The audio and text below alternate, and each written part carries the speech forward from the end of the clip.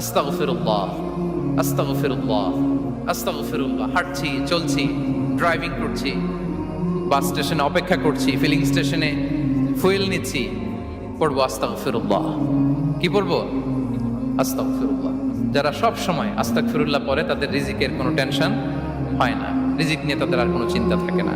আল্লাহ নবী নূহ আলাইহিস সালাম যিনি ওনার জাতিগোষ্ঠীকে বলেছিলেন, ফাকুলতু আস্তাগফিরু রাব্বাকুম ইন্নাহু কানা গাফফারা, তোমরা বেশি বেশি ইস্তেগফার করো, তিনি ক্ষমাশীল।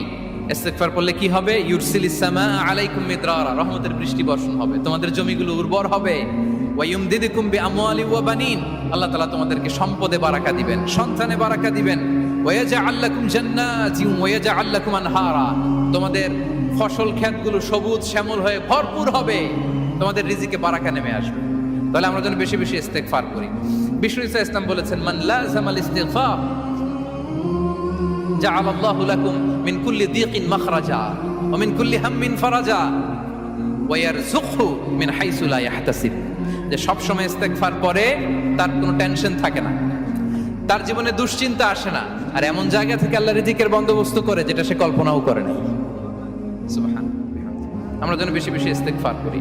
আস্তাগফিরুল্লাহ, এটা হচ্ছে ভেরি শর্ট ফর্ম অফ ইস্তেগফার। অথবা পড়তে পারেন আস্তাগফিরুল্লাহ আল্লাযী লা ইলাহা ইল্লা হুয়াল হাইয়ুল কাইয়্যুম ওয়া আতুবু ইলাইহি।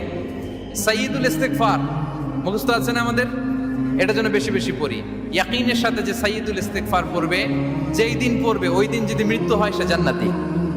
কোন রাতে মুকিনান বিহি, ইয়াকিনের সাথে যদি সাইয়্যিদুল ইস্তেগফার কে রিসাইট করে, ওই রাতে যদি সে মৃত্যুবরণ করে, বিষ্ণু বলেন সে জান্নাতি। তাহলে প্রিয় ভাই এবং বোনেরা, আমরা যেন ইস্তেগফার করি। খবরদার রান্নার বদনাম করবেন না কখনো। রান্নার বদনাম করেন নাকি?